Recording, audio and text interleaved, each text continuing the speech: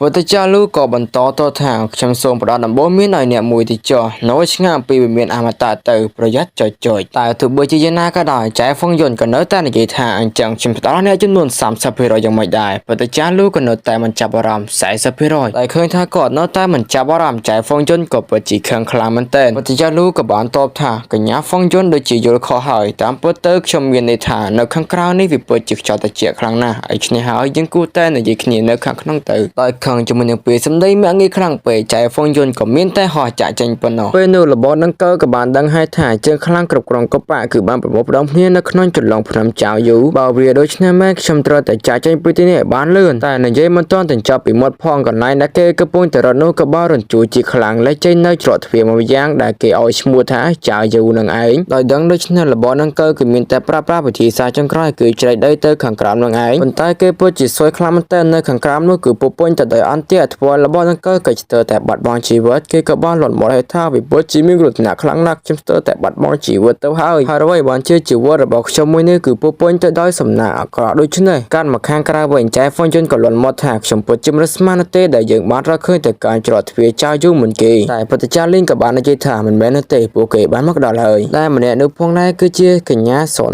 នឹងឯងប្រូម្នាក់ក៏បាននិយាយថាអូនៅទីនេះពិតជាសម្បូរដោយស្រីស្អាតខ្លាំងមែនទេអ្នកនាងមើលទៅមុខរបស់អ្នកពិតជាស័ក្តិសមជាមួយនឹងខ្ញុំដែរឡើយតែពុទ្ធចាក៏បាននិយាយថាបិទមាត់ឆ្កែរបស់ឯងភ្លាមទៅលីហូឆាងកងក៏បានលើកឡើងថាអ្នកទាំងអស់គ្នាត្រូវតែចិត្តត្រជាក់ក៏ព្រោះថាច្រត់ទ្វារសម្ងាត់មិនទាន់បានបើកនៅឡើយទេដូច្នេះយើងគួរតែសន្សំថាពលទុកកញ្ញាហ្វុងយុនក៏បាននិយាយថាមើលទៅសមួយតែអ្នកគ្រប់គ្រងដាវដ៏អស្ចារ្យក៏បានមកផងដែរគេក៏បានតបថាកុំអសោកខ្ញុំខ្លាំងពេកក៏ព្រោះថាខ្ញុំមិនមែនជំនួសតែម្នាក់ដែលបានមកនោះទេគឺមានមនុស្សជាច្រើនទៀតដែលពួកគេបានមកដូច្នេះហើយគូប្រជែងរបស់យើងក៏មានកាន់តែច្រើនផងដែរពេលនោះពុទ្ធចាលិនក៏បានសួរថាតើយើងគួរធ្វើអ្វីកញ្ញាហ្វុងក៏បានតបថាកុំតបបញ្ញាប់អីចាំមើលស្ថានភាពបន្តិចទៀតទៅអ្នកកន្លះហាម្នាក់ក៏ប្រាប់ថាពួកយ៉ាងខ្លាំងវាសំដៅទៅការច្រត់ទ្វារក៏ប៉ុន្តែមិនកម្លាំងសម្បីតែបន្តិចពេលបែបនេះអ្នកកន្លះហាដទៃទៀតក៏បានចូលរួមជាកម្លាំងផងដែរតែវានៅតែមិនទាន់បានផលកញ្ញាហ្វុងយុនក៏បានសរថាច្រត់ទ្វារមួយនេះវាពិតជាគួរឲ្យចាប់អារម្មណ៍កញ្ញាសៀនក៏បាននិយាយផងដែរថាមើលទៅច្រត់ទ្វារមួយនេះវាពិតជាពិបាកក្នុងការបំបីណាដូច្នេះវាប្រកាសជាមានក្បួននៃការបង្កើតដែរតែខ្ញុំបានលើថាប្រតិចារទី5នៅក្នុងនិកាយដាវិពន្ធគឺពិតជាពូកែក្នុងការដោះក្បួននៃការបង្កើតខ្លាំងណាស់ដូច្នេះតើអាចសម័យក៏ជួយបានទេប្រតិចារទី5គាត់ក៏មិនចំទាស់ផងដែរក៏បានទៅពិនិត្យមើលក្បួននៃការបង្កើតមួយនោះបន្ទាប់ពីពិនិត្យយូរត្រឹមតែមួយផ្លែតក៏បានដឹងហើយថា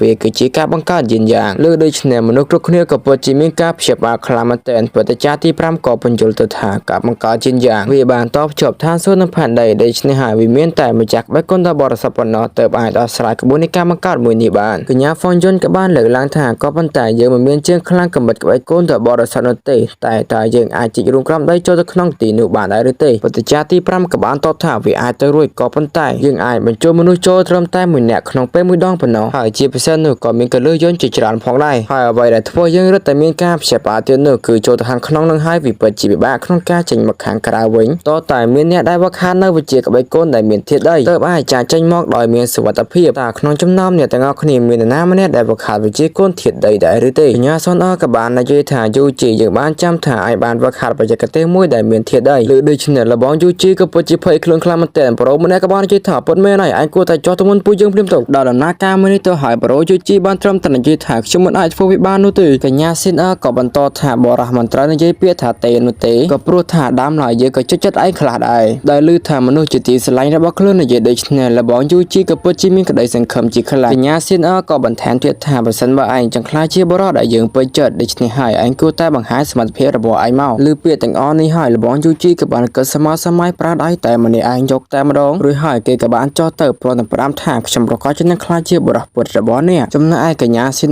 វិញបានត្រឹមតែនិយាយថាពិតជាល្ងងពុតមែនលីហូឆាងកងក៏បានគិតថាកម្លាំងរបស់យូវូជីក៏ពិតជាខ្សោយខ្លាំងមែនទែនខ្ញុំខ្លាចថាគាត់ចូលទៅហើយប្រហែលជាមិនអាចចេញមកវិញបាននោះទេកញ្ញាហ្វុងយុនក៏បន្តទៅថាយ៉ាងហើយណាក៏គាត់ត្រូវតែមានសំណាងខ្លះដែរនិយាយអំពីរបស់ដង្កូវវិញគេក៏បានពោលថាមើលទៅមនុស្សទាំងអស់នោះគេកំពុងតែចូលមកហើយខ្ញុំក៏សង្ឃឹមថាពួកគេនឹងមិនចាប់ទុកខ្ញុំធ្វើជាផូសៀលដែលមានជីវិតទៅចុះតែចោលពួកគេចាប់ទុកខ្ញុំធ្វើជាអេលៀននោះខ្ញុំប្រកាសជាមានហានិភ័យហើយដូច្នេះខ្ញុំត្រូវតែចាក់ចេញពីទីនេះចំណែកឯនៅខាងក្រៅវិញច្រត់ទ្វារក៏ត្រូវបានបើកហើយមនុស្សគ្រប់គ្នាក៏បានរត់ចូលប្រងព្រាតជោគតែម្ដងបន្ទាប់មកសង្គ្រាមដណ្ដើមយកទ្រព្យសម្បត្តិក៏ចាប់ផ្ដើមឡើងតែការវិវាទមួយនេះផងដែរវាពិតជារញ៉េរញ៉ៃខ្លាំងមែនទែនលីហូឆាងកងក៏បានលើកឡើងថាកន្លែងមួយនេះវាគ្រាន់តែជាចំណុចដំបូង ប៉ុណ្ណោះដរាបណាយើងបន្តអំណាចទៅមុខទៀតប្រកាសជាបានឃើញទៅកាន់កំណត់ទ្របដ៏បរិសុទ្ធជាមិនខានតើអ្នកទាំងពីរក៏យ៉ាងមិនដែរកញ្ញាហ្វុងយុនក៏ថាតើឯងចង់ឲ្យយើងសហការគ្នាមែនទេអូខេក៏ព្រោះថាវាក៏ងាយស្រួលក្នុងការកម្ចាត់សត្រូវផងដែរកញ្ញាស៊ីនអើក៏យល់ស្របផងដែរលីហួឆាងកងក៏បន្តថាដូច្នេះហើយយើងគួរតែទៅមុខជាមួយគ្នាតែម្ដងទៅបន្ទាប់ពីធ្វើអំណាចយ៉ាងយូរត្រឹមតែមួយផ្លែលីហួឆាងកងក៏បានព្យាបាលឲ្យថាតើនៅមិនជាខ្សែពួរថាសូដែលមានកម្រិតបរិសុទ្ធទេមែនទេបទចាទី5ក៏បកស្រាយទៅថាជាមួយនឹងខ្សែពួរថាសូមួយនេះមិនត្រឹមតែវាអាចធ្វើការវាប្រហារនឹងចង់ភ្ជាប់ប៉ុណ្ណោះទេក៏ប៉ុន្តែសូម្បីតែអាធិរិកក្បាច់កូនក៏ពិបាកក្នុងការដោះស្រាយជាមួយនឹងខ្សែពួរមួយនេះផងដែរកញ្ញាហ្វុងយុនក៏ភ្ជាប់ឲ្យជាមួយលំបៃមួយខ្លាំងមែនតែបទចាលិនក៏បញ្យល់ទៅថាលំបៃមួយនេះមានឈ្មោះថាលំបៃចចកដែលវាមានកម្រិតពាក់កណ្ដាលអាធិរិកដែលវាបានបាត់បង់អស់រយៈពេលរាប់ពាន់លានឆ្នាំណាស់មកហើយចំណែកឯកញ្ញាស៊ីនអើវិញក៏បានឃើញកន្ត្រៃមួយដែលវាពិតជាគួរឲ្យចាប់អារម្មណ៍បទចាក៏បានប្រាប់បន្ថែមថាបើតាមពាក្យចាំអារម្មណ៍កន្ត្រៃមួយនេះមានឈ្មោះថាកន្ត្រៃកាត់ដើមដងរបស់អាធិរិកវូដែលឃើញថាវត្ថុទាំងអស់នោះសិស្សតែជាវត្ថុដែលមានកម្រិតបរិសុទ្ធដូច្នេះអ្នកក្លាហានគ្រប់គ្រងកបៈក៏បញ្ញាប់រត់ទៅយកតែម្ដងឃើញបែបនេះកញ្ញាហ្វុងយុនក៏ពិតជាខឹងខ្លាំងមែនទែនក៏ប៉ុន្តែត្រូវបានបទចាខកញ្ញាស៊ីនអើក៏ថាយើងមិនត្រូវបញ្ញាប់ពេកនោះទេក៏ព្រោះថានៅទៅនៅប្រហែលជាមានអន្ទានិយាយមិនទាន់ចិញ្ចប់ពីមាត់ផងអ្នកក្លាហានដែលបានចូលទៅនៅពួកគេក៏បានស្រែកយ៉ាងវេទនាខ្លាំងមែនទែនបទចាទី5ក៏បានបញ្យល់ថាវាពិតជាដោយការស្មានរបស់ខ្ញុំពិតមែនដែលនៅទីនេះគឺសម្បត្តិដោយថាពោយិនដរាបណាពួកគេហ៊ានតែយកទ្រព្យសម្បត្តិទាំងអស់នោះថាពោយិនប្រកាសជានឹងលេបតបាក់ពួកគេជាមិនខានកញ្ញាហ្វុងយុនក៏សួរថាតើយើងគួរធ្វើអ្វីបទចាលេងក៏ថាគឺមានតែយើងរងចាំឲ្យថាពោយិនទាំងអស់នោះរលីបាត់នោះទេចំណែកឯរបស់ដង្កូវវិញក៏ឆ្ងល់ហើយថាតើអាដាមពកពណ៌ទាំងអស់នេះគឺជាវត្ថុដែលគេយកមកតុបតែងមែនទេតែតាមពិតទៅអាដាមមូលទាំងអស់នោះវាគឺជាកន្លឹះយន្តនៃវិមានទាំងមូលនឹងឯងបន្ទាប់ពីកន្លឹះយន្តត្រូវបានបើកហើយពន្លឺពណ៌មួយក៏បានបាញ់សណ្ដោទៅខាងលើមេឃដែលធ្វើឲ្យបទចាលោកក៏ឆ្ងល់ហើយថាតើវាមានរឿងអ្វីកើតឡើងនៅទីនោះទៅមិនត្រឹមតែប៉ុណ្ណោះក៏មានចំហាយខ្មៅយ៉ាងច្រើនក៏បានសាយភាចេញមកបទចាលោកក៏ឆ្ងល់បន្ថែមទៀតតើសម័យខ្មៅនោះវាគឺជាអ្វីពេលនោះផងដែរក៏មានសម័យខ្មៅមួយវាប្រហារទៅកាន់កញ្ញាហ្វុងយុនតែបទចាលិនក៏មករងចំនួននេះដែលធ្វើឲ្យគាត់បានរងរបួសយ៉ាងធ្ងន់ធ្ងរធ្វើឲ្យកញ្ញាហ្វុងយុននឹងបានជំរហេរផាមខ្លាំងមែនទែនមិនត្រឹមតែបទចាលិនត្រូវបានរងរបួសប៉ុណ្ណោះទេសូម្បីតែបទចាទៅទៀតក៏មានរបួសធ្ងន់ធ្ងរប្រហាក់ប្រហែលនឹងគ្នាផងដែរបន្តមកសម័យខ្មៅក៏បានរលាយបាត់ទៅវិញទៅបទចាលោកក៏ព្យាបាលខ្លាំងមែនទែនតើនេះមែនទេគឺជាការព្យាកររបស់លោកម្ចាស់អ្នកពិតជាអស្ចារ្យខ្លាំងណាស់កញ្ញាហ្វុងយុនក៏បានសួរថាតើអ្នកបានដឹងវារួចហើយមែនទេគាត់ក៏បានតបថាពិតមែនហើយដោយសារតែបែបនេះហើយទើបខ្ញុំមិនចង់ចូលរួមហើយខ្ញុំក៏បានព្រមានទៅកាន់អ្នកផងដែរនាងក៏បានសួរបន្ថែមទៀតប៉ុន្តែតើអ្នកបានដឹងរឿងមួយនេះដោយរបៀបណាបទចាលោកក៏បាននិយាយប្រាប់ទៅថាអ្នកដ៏អស្ចារ្យបែបនេះគឺមានតែមួយនៅក្នុងโลกនោះទេគឺបទចាជាន់ខ្ពស់ដោយសារតែហេតុការណ៍ដ៏ខុសខើមួយនេះហើយធ្វើឲ្យអ្នកក្លាហានមួយចំនួនក៏បានចាកចេញម្ដងមួ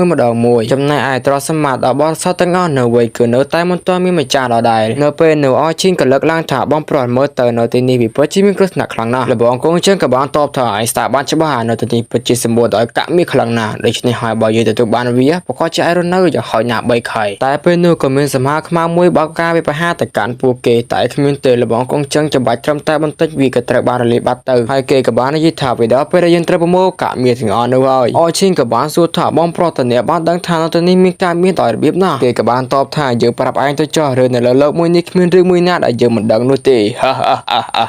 ឈីងបងប្អូនយើងទៅពីអ្នកប្រកាសជានឹងខ្លាចជាអ្នកមានចាប់ពីថ្ងៃនេះតទៅអើយតែពេលនោះខ្សែពួរថាសួរក៏បានការវិបហាទៅកាន់ពួកគេធ្វើឲ្យអឈីងក៏ពិតជាភ័យតែគ្មានទេលបងកងចង់ចាប់បានយ៉ាងងាយរួចហើយក៏ផ្ដាច់ចេញយកតែម្ដងក៏សូម្បីតែស្មៅចម្បាំងមួយនេះក៏ហ៊ានបើការវិបហាមកកាន់យើងម៉ែពិតជាសម្រាមប្រយោជន៍អឈីងក៏លន់មាត់ថាសូម្បីតែវត្ថុដ៏បរិសុទ្ធក៏គាត់ចាប់ការបានយ៉ាងងាយស្រួលផងដែរមើលទៅលបងកងចង់ក៏ពិតជាអស្ចារ្យមិនត្រឹមតែប៉ុណ្ណោះវត្ថុវិតមុនទាំងពីរផ្សេងទៀតក៏បើកការវិបហាទៅកាន់លបងកងចង់ផងដែរតែគ្មានទេម្ដាយមួយជើងធ្វើវត្ថុទាំងអស់នោះក៏ពិតអស់បាត់ទៅតែពេលនោះអឈីងក៏បានសម្គាល់ឃើញថានៅទីនេះគឺមានក្បួននៃការបង្កើតដែលវាហាក់បីដូចជាពិបាកក្នុងការបំបាយខ្លាំងណាស់លបងកងចង់ក៏បាននិយាយថាឯនេះដូចជាត្រូវបន្តិចដែរក៏ព្រោះថាយើងមិនចេះដោះស្រាយក្បួននៃការបង្កើតនោះទេលើបែបនេះអឈីងក៏សួរថាបើអញ្ចឹងតើយើងគួរធ្វើអ្វីបន្តមកសេរីរឿងនេះភាពមួយនេះគឺត្រូវបានកោតចោលត្រឹមនឹងគឺមានតែរងចាំទស្សនានៅភាពបន្ត